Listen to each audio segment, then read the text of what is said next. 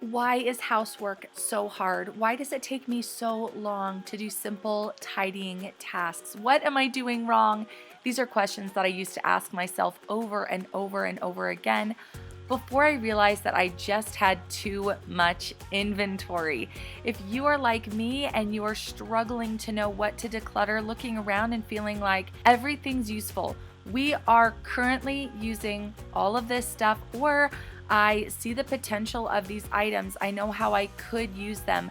So you're feeling like pretty guilty getting rid of things, and you're just feeling really overwhelmed getting started in the process or getting going again. I'm here to help you today and give you a few ideas of some things that you can declutter quickly. Number one, kids' toys. Since they're home for the summer right now, this is a great one to start with. Depending on their age, I feel like sometimes it's easier to declutter without them, but I love involving them in the process as well. The way that I'm going to approach going through sorting and decluttering clothes this summer is I'm actually going to make a big pile in the living room of each person's clothing.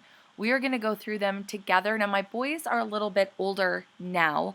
They are 13 and almost 11, so they can really help me with this. Tell me what they're wearing, tell me what they want to keep, what they feel like they're not wearing anymore, but I'm just going to pile everything up in the living room. You can also do this on a clean surface like a little coffee tabletop or the top of a bed. But I'm just going to go through everything and see what's outgrown, what's pilled up, what's out of season, and we're going to go through and sort. Now, when it comes to the socks, the socks are always a nightmare for me. I feel like they're so always reoccurring. I find them everywhere. I can never quite seem to get on top of them. So today is the day to give yourself permission to go through the socks, get rid of anything with holes, get rid of anything without a match. I've actually felt guilty getting rid of socks before. I know how deep rooted the guilt can be when you're decluttering. You can get feeling guilty over the smallest things. So even if you're feeling guilty about just getting rid of socks, thinking like, oh my gosh, I could use these to dust the blinds, we could do a little basket toss with these over the summer. Anything can get you hung up. And I understand that getting hung up on decluttering can come out of nowhere. You can think as you're headed into a decluttering process or a project, this is going to be so easy. I'm feeling motivated. I know exactly what I need to do. And then suddenly you feel hung up on an item.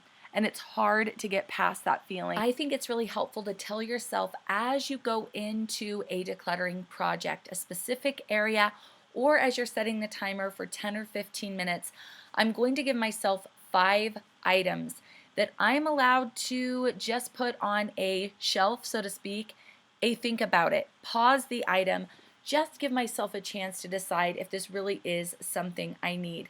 Now, you can go way too far with this and start stewing over and thinking about everything. That's why I think it's important to set yourself a limit of 5 items, no matter what area you're going into or how much time you're going to spend. Any more than 5, I think you're keeping probably too much. And don't put the item out where you can see it. Put it in a box, bag it up, put it somewhere, like I was saying, kind of on the shelf.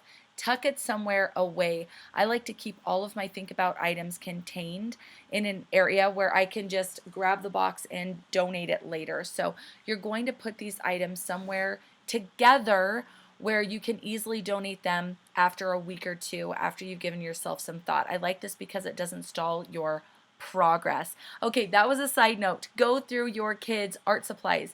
Go through all of their markers, their coloring books, their crayons, whatever it is they're interested in. So maybe it's not that you have little kids and you're actually going through art supplies. What are they interested in right now?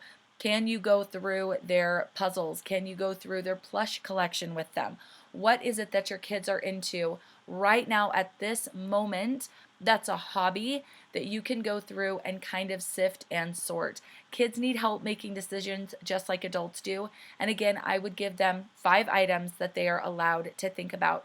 Kids also need boundaries. So I would tell them you can keep whatever fits in this bag, on this shelf, in this box, and help them keep their favorites first. But this is a great time to go through schoolwork from last year, keeping your favorites, the backpacks.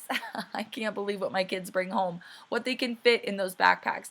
So maybe go through art, from the last year or the kids' backpacks.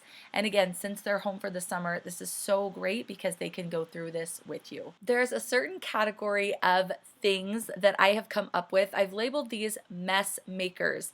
They are items that just get kind of thrown around, tossed around, and a big mess gets made with these. I don't think these are worth it. I try not to keep mess makers in my house. This is different than something like blocks where the kids get it out and actually play with it. I'm talking about things that actually get dumped out and not played with. Get rid of those. Now, if it's something seasonal that you're absolutely going to keep, like these little buckets, I do like to pull these out during the summer. I'll take them to the splash pad. I will come up with games that we can play with them, just so that I'm not storing them all year and only using them once a year. I like to come up with fun ways to use seasonal items throughout the year. Now, if these get broken or ruined, it's okay.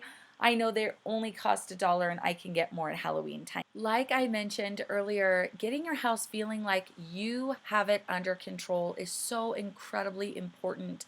So I like to hit the high traffic areas. For me, that's the laundry room. I always am in there doing laundry. I'm always in the kitchen working, cooking. So I'm going to suggest decluttering your kitchen cabinets quickly as well. This does not have to take a long time, but I've noticed that we have so many mugs in there that can easily be gone through. I never used to think of books as mess makers until I started viewing my home and my stuff differently. I started looking at everything as potential clutter or present day clutter and thinking, do we really read all these? Do we really need all of these?